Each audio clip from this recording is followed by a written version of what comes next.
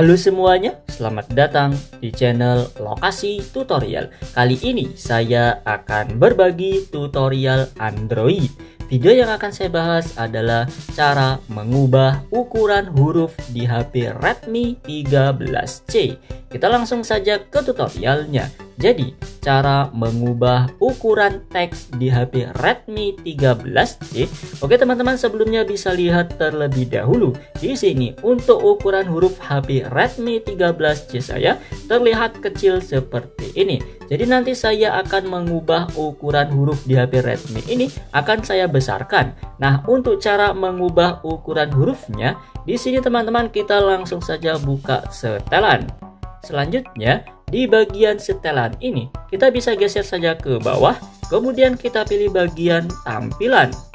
Oke, berikutnya, di bagian tampilan ini, kita bisa geser saja ke bawah, kemudian kita pilih bagian ukuran teks. Nah, teman-teman bisa lihat di bagian sini, ini adalah contoh ukuran huruf yang diterapkan di HP Redmi 13C saya pada saat ini.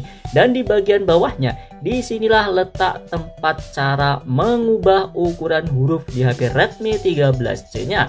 Contoh, jika kita ingin membesarkan huruf di HP Redmi 13C-nya, maka teman-teman di sini tinggal kita geser saja titiknya ke sebelah kanan seperti ini. Contoh di sini ukuran yang paling kecil yaitu sebelah kiri, di sini ukurannya yang double XS, kemudian kita bisa geser ke sebelah kanan, kita geser lagi, dia bisa berubah menjadi ukuran yang S, ukuran yang L, dan bisa kita pilih bagian ukuran yang paling besar yaitu double XL. Nah, teman-teman bisa lihat di sini untuk ukuran huruf yang paling besarnya seperti ini.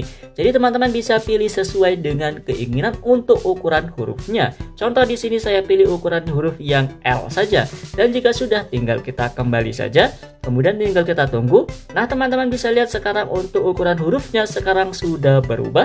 Kemudian tinggal kembali saja. Oke teman-teman, itulah tadi tutorial cara mengubah ukuran huruf di HP Redmi 13C. Semoga video ini bermanfaat. Jangan lupa untuk klik tombol like, share juga video ini, dan juga subscribe channel Lokasi Tutorial.